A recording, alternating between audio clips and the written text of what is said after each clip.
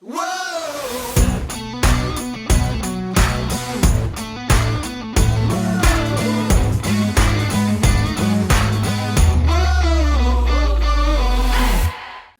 to the What's Already podcast, where we fashion ourselves cinematic judge and jury. My name is JJ Crowder. I'm here with my co-host Mattson, Suffer and suffer tough. Better red than dead. and Alec Burgess. Let's get it. We appreciate you tuning in. Go ahead and hit that follow, subscribe, like, bell notification buttons. Tap them all so you can keep up with all of our episodes. We keep pumping them out and you keep watching them. So, yeah.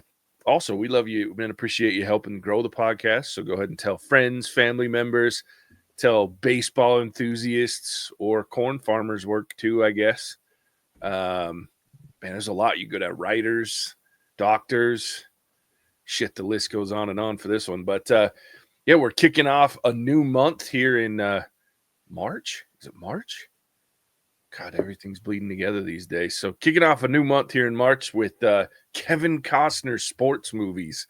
This one's been on a list for topics for me to try to get going for a while, so I can finally check this box off and say happy wife, happy life. So, but yeah, we're going to kick it off right too with Field of Dreams.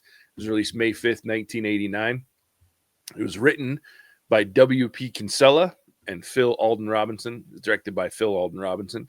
Stars Kevin Costner, James Earl Jones, Ray Liotta, Amy Madigan, Gabby Hoffman, Timothy Busfield, Frank Whaley, Burt Lancaster, Dwyer Brown, Michael Milhone, and Kelly Cofield Park. Iowa farmer Ray Kinsella is inspired by a voice he can't ignore to pursue a dream he can hardly believe.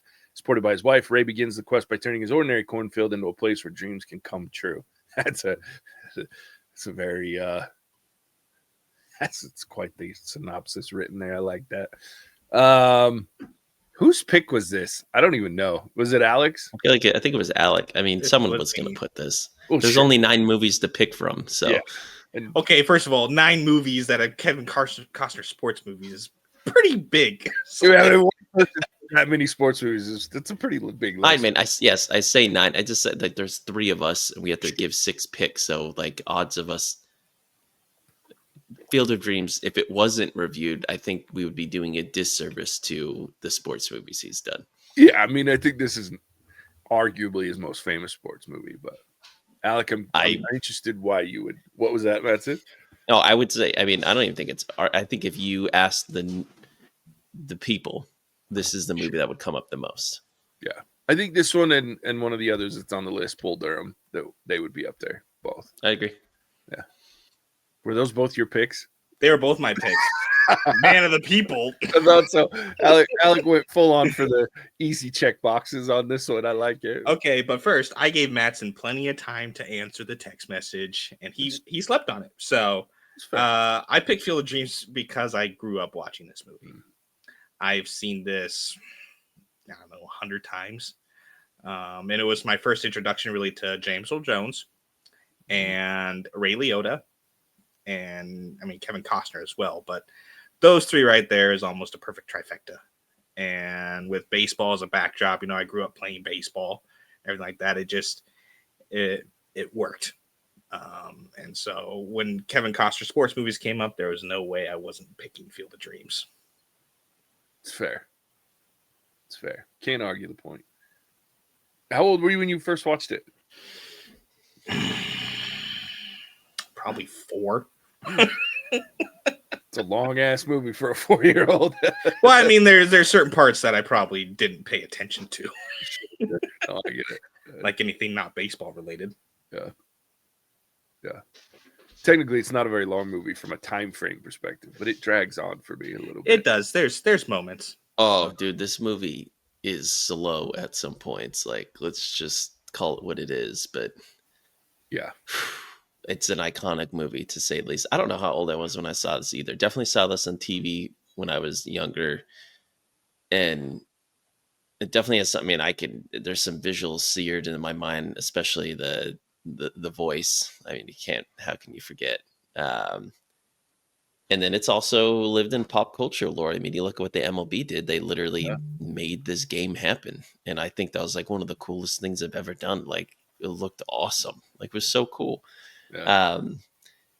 A very interesting concept. I would say one of the more philosophical, like, is this even a sports movie? Like in some senses, like I would dare say it's a movie that has sports in it to tell a story, like a very deep emotional story about a father and a son and connecting the cosmos of dead people that play baseball with real life people. Like a lot going on in this movie. Yeah. I think it fits though, kind of like Alec. One of your main themes that we've always had with you in the podcast is that you tend to really like movies that have a certain thing as the backdrop, but the movie's not really about that thing. That's just the catalyst for the storytelling, if you will. Which this is absolutely one of those films. Like, yeah. I didn't realize I was so predictable. Gonna have to change it up. I don't know if predictable is the right word, but consistent maybe. Because, yeah, I noticed that as I was watching. I was like, okay, this is Alec's movie. That makes sense. He likes, and it is. And to Matt's point, I think I saw this in the theater. Yeah, I was 8-year-old. Fuck off, go away. And as a kid, I remember these. It's like a dichotomy of two visions or two versions of this movie. And one as a kid, when I was little, it's all about the baseball and the crazy things that happen, like the ghost of baseball players, and getting to hear about, they talk about Murderers Row a little bit, and then they talk about Shoeless Joe and all the cheating and all the, the shaving points and the distance. yeah. So, and as a kid, that shit was like really exciting, but as an adult, like to Matt's point, this movie takes on a whole different meaning as an adult. Eases pain. I will say that while that voice is iconic, that shit's weird. Like the way that he gets to some of those, like, hold on. If you build it, he will come. How the fuck do you know he's talking about a baseball field?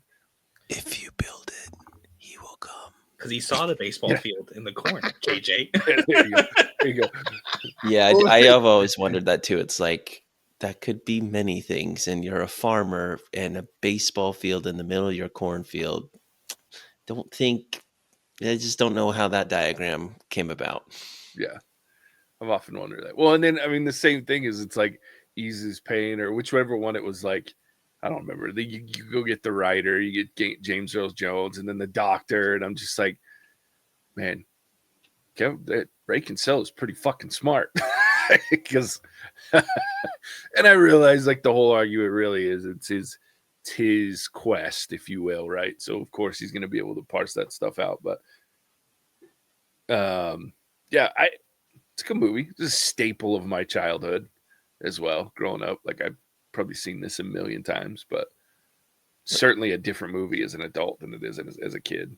This movie had great names: Moonlight Graham, Ray Kinsella. Like, I mean, you just go on. I was like, they definitely got that part right. Yeah. Agreed. Well, and I mean, the theme of Shoeless Joe Jackson. Yeah, you didn't have to make that name up. I mean, what a great nickname. Yeah, and there was tons, especially back then. Like they all had their nicknames. And the teams had their nicknames, and you don't hear that as much as anymore. No, these days you get rid of teams with nicknames because they offend people. That's fair too. Or you get funny, like weird ones that fit, but could almost be construed like Big Poppy. I'm like, and watching this movie later on, the thing that caught you guys probably will both get this. Where is Ray's cornfield? Like, what state is it in? Iowa. Okay, just checking.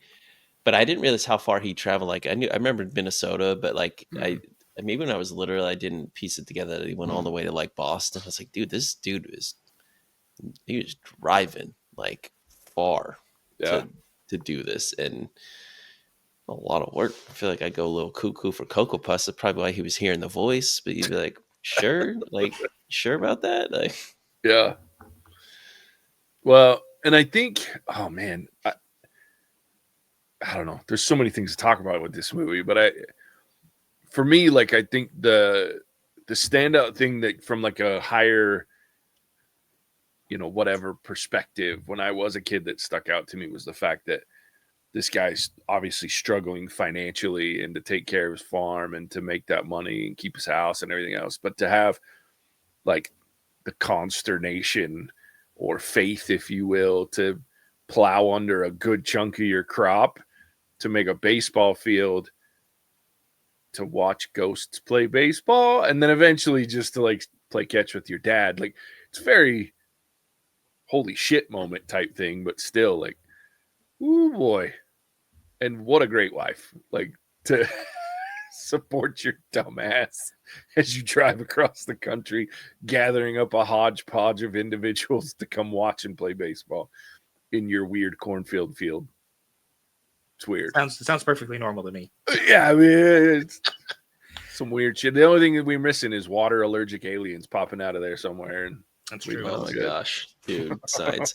To me, I think there's 4 things to really talk about in this movie, though, when you talk about like the adult side of this movie, because we just wanted to be a kid that was enthralled with this interesting story about a baseball field and a cornfield and having the greatest game ever played that some people saw and came from all over Iowa or wherever. You could do that. I mean, I think it's, as a younger kid, there's enough infatuation there, but as an adult, as we know, there's some, I would say 4 things. One would be like redemption and forgiveness.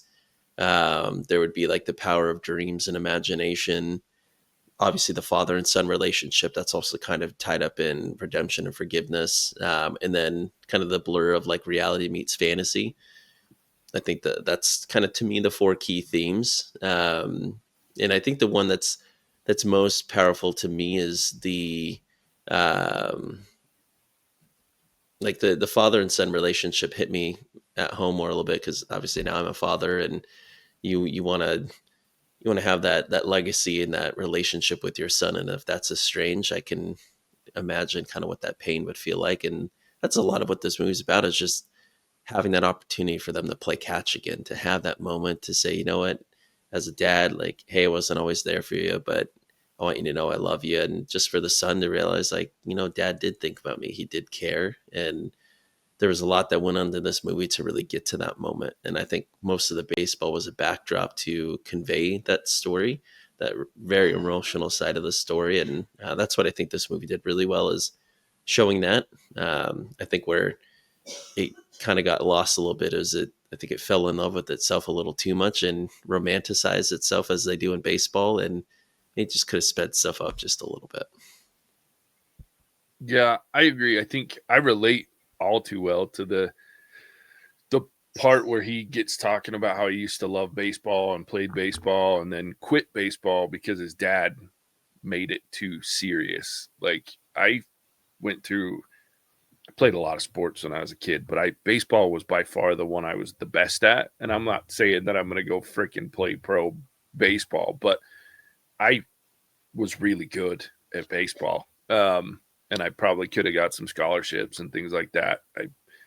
But I ran into 2 things. One, my dad was always pushing me, as dads should, but like, it would interfere with certain things. Like, I did when I was playing sports, like I was playing 3 or 4 of them at a time typically. And so dad was usually coaching or helping me get better, but it was always like, that was the focus, was like sports. And I started to burn out on it. And so I quit baseball and focused 100% in high school and focused 100% on football, which turned out to be my detriment due to some injuries and stuff. But like, I quit playing baseball because my dad was pushing too hard.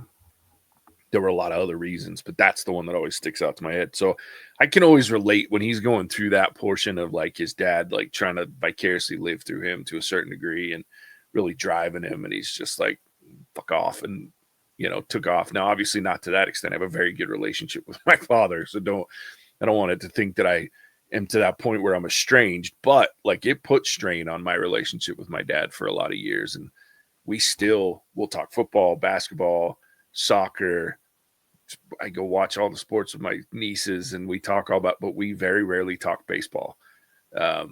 Still Soccer, to this day. JJ? You watch soccer? I did not know that. I watch most sport. I played soccer from the time that was the first sport I ever played, actually, outside of baseball, was soccer. I started playing baseball when I was 4 years old. Let's get JJ to play soccer now. Man, hell no, I'd fucking have a heart attack looking at a soccer ball in real life, dude. Are you kidding me? That's why we play Rocket League in the Exactly. comfort of our couch. Exactly. But and FIFA, I play some FIFA here and there. But like, no, like soccer. I played soccer all through high school and still watch it on occasion. I in fact watched the last time I can watch Wrexham on Hulu, and I've watched Wrexham quite a few times. So, but yeah, I completely relate to that strain of a relationship due to pushing or trying to live. Because my dad wanted me to be successful because he wasn't able to, and wanted me to be successful for me first and foremost. But I just lost interest. Alec, what about you? And there's a lot of themes in this movie. What do you find yourself resonating to, maybe earlier on, or when you watch it again these days? I mean, why you watch it 100 times though? So like that's a lot. Like, yeah, but what's you to come back? Like, put into a theme though is the tricky part, because I like the journey that Ray goes on, right? Like he goes to find Terrence Mann, really, because of the speech at the end where he gets told like, "Hey, people are gonna come, Ray," right? Because at that moment he's got the paper to sign over, get rid of the farm. And Terrence Mann is there to make the big speech about people will come, they'll pay you $20. They have no idea why they're doing it, but they're gonna come watch this. Or he goes and he picks up Moonlight Graham when he thought he was supposed to pick up Terrence Mann, picks up Moonlight and ends up, that's what saves his daughter when she's choking, is Moonlight Graham being on the field. And so the whole journey where it seems like he's just going in this big old circle for no reason, but they all kind of happen back to back to back in these events. So then you get this really meaningful moment when he does see his dad, and Ray Liotta does that little thing where it's like, "It was you, Ray," with that little half smile smirk thing that he does.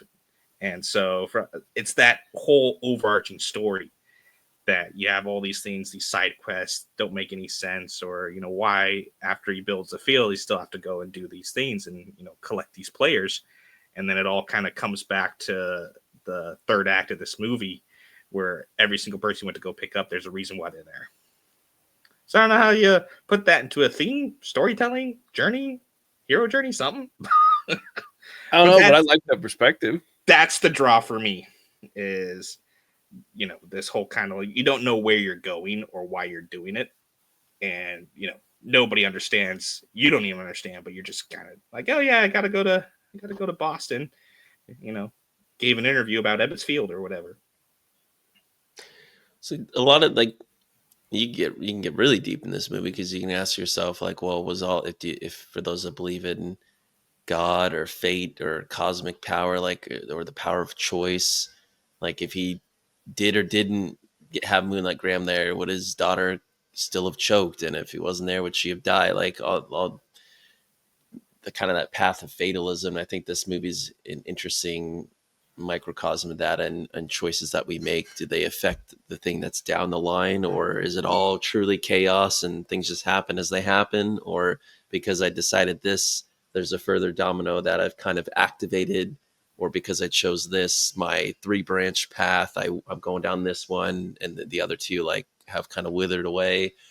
Whether you believe in God or you just believe that you're here and you're going to die and that's it, like everyone's got thoughts around that. And I think this movie, if you want to let your mind go there and dive into some of those possibilities, it's really easy to. And I think that's one thing I like about this movie. The older I've gotten, I can see how choices are made that, well, you're like, oh, that happened. And then, well, that's why that person was there. But was that always necessary, or because that person was a doctor, it opened the window? You just don't know. Well, here's the real head scratcher. If he hadn't built the field at all, sure, would she still have fallen and choked? He would never even needed those guys there for anything. He'd just been a corn farmer. You know what I mean? Mm-hmm. Or would he have lost the farm anyways if he didn't build? You don't know. Yeah, it's a conundrum. Lots of good questions. So I've been to this field actually. Like, of course. Way, I mean, you know me. Like we've driven across the country quite a few times, through Iowa many times, and decided to stop. It's really interesting. I mean, it's boring as fuck. Like, it's really funny because you like think about what that speech that he does give, that, and he's talking about people will come and they won't know why, and they'll sit down and they'll. It's kind of wild, like, because you can't help but sit. It's one of those things, kind of where you're talking about, Mattson. One of these questions that you have to ask, like, if I hadn't seen this movie, would I have wanted to go see this field, right? And if I didn't want to go see this field, like, if I don't, but then I sat down. I remember, I was 16, 17 when we went, and I remember sitting in the field, like, thinking about all the baseball that I had played, and like, it was interesting because, like, and obviously, there's not fucking shoeless Joe Jackson out there playing baseball, but it really does make you think, and at least it made me think and get all nostalgic about baseball, and it was really interesting. But like, it's a weird thing to think about, the fact that on some level this guy actually built this field, not because he felt like it would help him out. Holy shit, dude. So the fact that he can do that, and I'm sure now the family's made a ton of money off of it. Like, to Mattson's point, they've done a couple of actual Major League Baseball games there. And I had tickets in a shopping cart for the New York, I think it was Boston game that they had there. And I was like, never mind. I can do a lot of things with all that money.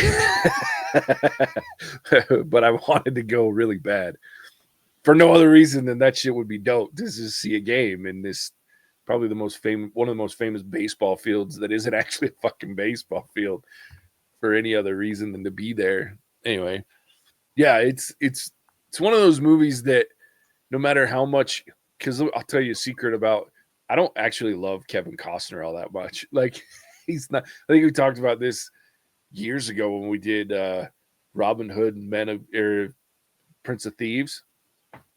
He's not my favorite actor. He's kind of wooden, kind of shitty most of the time, unless he's being goofy in some situations. And on occasion, he's really good. Like, there's some movies.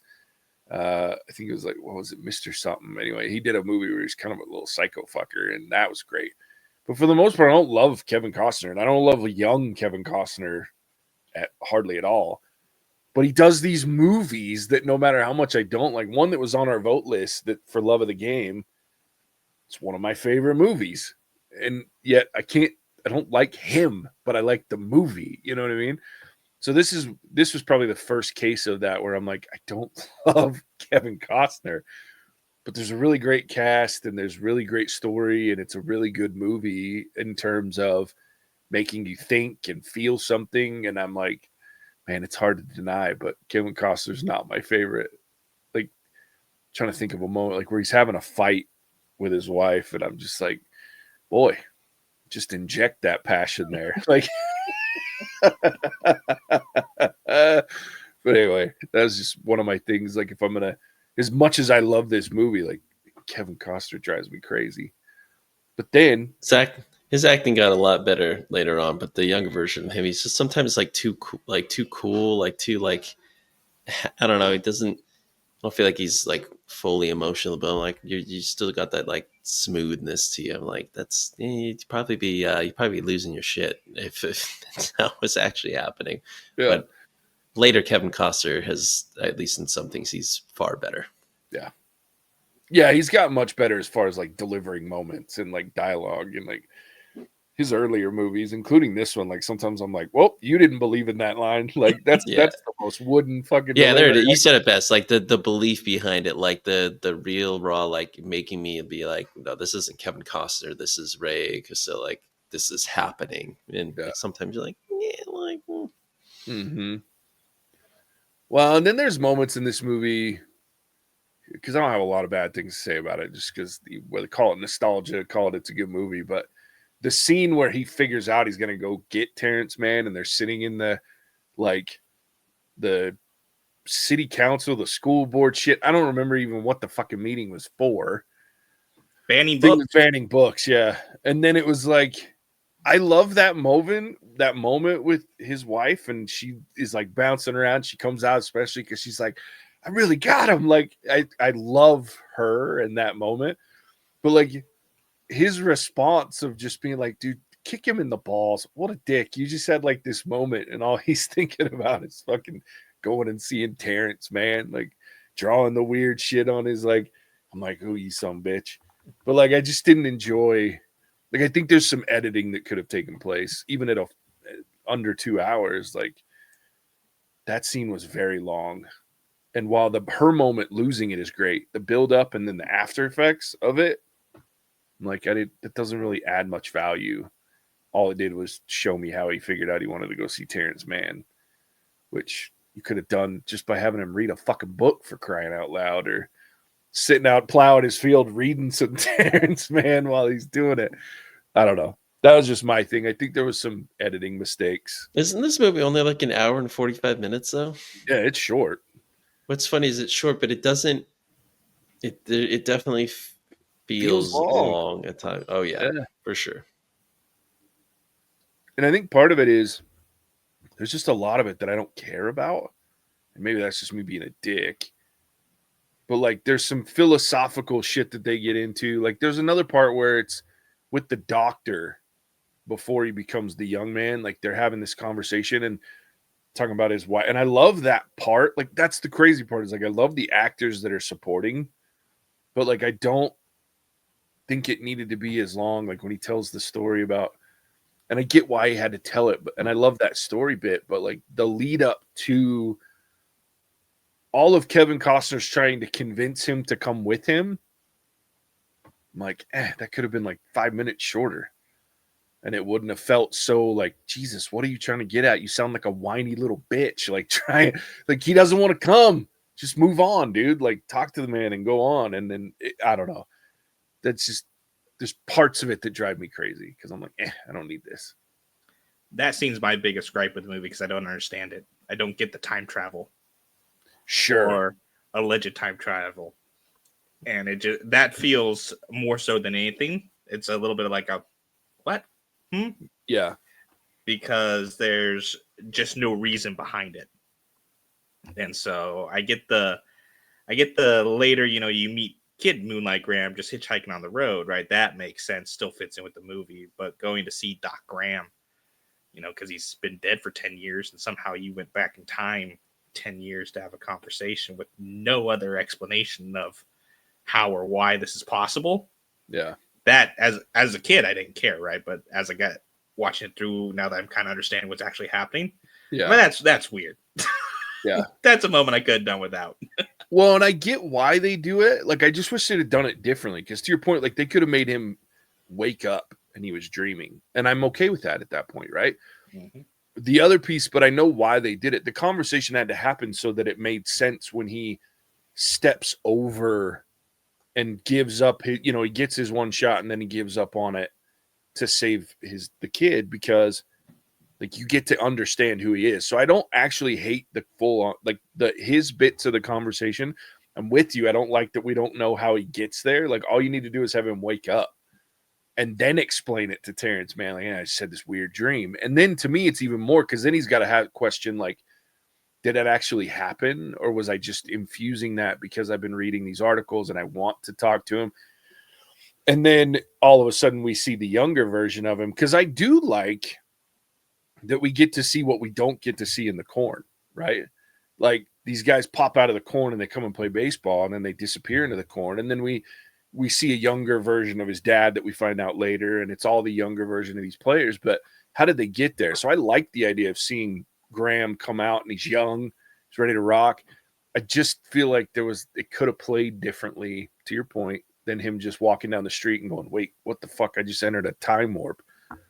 So yeah, that part's always been weird to me, because I get what they're trying to do. They're basically trying to show that not all dreams are meant to be realized, and some of the things you do in your day-to-day life carry just as much importance, and you have to make that choice. And that's what they're showing of him stepping off the field. But I think, like you said, they could have done a rewrite where it was a dream, and then we're like, oh, the young version of this player showed up on the field and he still steps off, and they could have made it work somehow. It's just, it is puzzling. Let's just call it what it is. People just gloss over it because this is a good movie all around. And this movie doesn't make sense anyways, because people are coming out of the corn. So like, that's the thing. Like, so while we don't like how they did it, like the other part of this movie doesn't make sense either, that people don't come out of the corn and play baseball. So it's like, I mean, if I was the writers, I'd be like, well, like, it's kind of what we did. So you can either accept all the weirdness or don't like it. And yeah, I think I'm okay with it because the premise all around doesn't make sense, but that's what this movie is. But I think the way you're describing Jay would have been a little bit better, because that's the only part that it was weird. That was like, wait, this is a physical human being, but now is playing baseball, now steps out the field and suddenly aged back to the super old dude. Like, okay, you can have ghosts come out of the cornfield, but you can be a physical human being, then play, then age, then like, yeah, that might have been a little much. Yeah. But I get what they were trying to show. But it's hard to kind of explain some of that away. Yeah. Well, and it's a thing for me too, because my favorite character outside of Terrence Mann in this movie is the doctor. Like, I love that storyline of, hey, this became the most important part of my life, and I moved on without baseball. And while I would have loved to, because I love the stories, like I just wanted to wink at a pitcher one time, right? Like that fucking, I can relate to that. That's great. But I also just don't like how they get him there all the way. And so it's kind of a double-edged sword for me, because I love it, but I hate it too, because I love that character. And I love when I get super emotional when every time I watch it, doesn't matter, when he steps off and he switches back and you see that first moment where his shoes and his pants turn into that brown suit. Like, dude, I feel that, because I'm like, baseball's a game. And while to some it's their job and it's important, like for most of us that play it, it's a game that we do as kids. And sometimes we get to do it as older people, and sometimes we get to go and play fat guy softball and relive the days that we played base. You know what I mean? There's all these things that you can connect to baseball and in any sport, really. But what's really important is, like, he found his life with his wife and with being a doctor and helping these kids, and you get to see that moment. So I love that, and I love the old man. The old man plays him amazing, like that little sly smile he's got all the time, and then.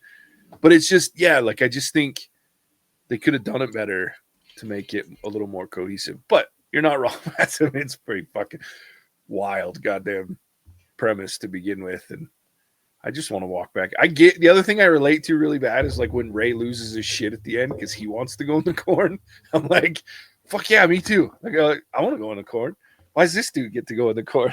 I want to get. And then it's like, how's he gonna?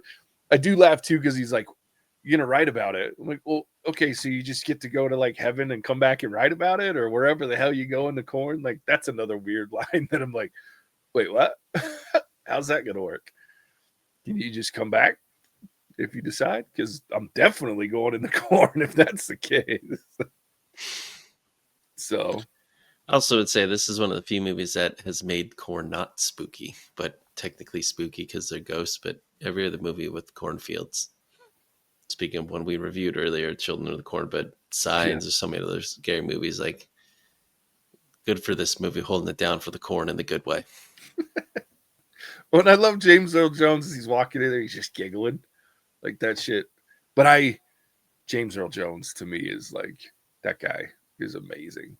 And his speech at the end, still to this day, like, that's another one. Like, the last 20 minutes of this movie, this damn emotional shit that happens. It, like, you know what I mean? Like, and it just like tugs on your heartstrings as he's talking about people come, Ray. Like, it's just, they want to come and watch baseball. And like, it's just like summing up my feeling of baseball. Cause I know a lot of people don't love baseball these days. I still could sit down anytime we go to a major city. I find a way to go to watch a baseball game. In fact, we're going to Seattle this year sometime, and I'm already looking at, are the Mariners playing, and let's go. T-Mobile Park it's a good park. It's fun. Oh yeah, no, I love baseball in person, but baseball on TV, no chance. Yeah, I could watch it anytime, anywhere. I even like flip on and watch like the Little League World Series shit. Like, I like Little League. I'll watch that. I'll watch some playoff baseball because the mano-a-mano matchups, the tension is real, but the regular season baseball is too much baseball. It's too long. Yeah, no, I watch baseball all the time. It's great. It's constantly on when it's on. Because I'm like, well, there's nothing else to watch. I'm gonna turn some baseball on. I love baseball. Good choice, Alec. Good choice. Should we rate it? Let's do it. All right, Alec, My movie, I go first. kick us off, buddy. I think I'm gonna give Field of Dreams a 4.5. I love the story, the journey. I even love the fact that it's the field of dreams, right? And you have at the end you get all these dreams that are kind of ticked off. Doc Graham gets his wink. Terrence Mann gets a story. Ray gets to play catch with his dad. But it is the pretty much that time travel thing that pulls me out, and it's such a crummy time to get pulled out because right after that is when it starts to ramp up. And so for that reason, I'm going to give it 4.5. But I will sit down and watch this movie anytime, anywhere, hands down. Yeah, agreed. Mattson. Let me give it a 4. I think that it's just, well, it's ironically not as long as nearly many movies we watch or that Hollywood makes these days. And it just feels dang slow sometimes. Like this movie makes the ending in this movie is so great, the emotion. But in the middle, sometimes I'm just like, seen this enough. Let's just get to the end. It's a really great movie. If you haven't watched it, please watch it. But it's something that I don't tend to watch this movie like that often, just because it's weighty and it's slow. But it's a good movie.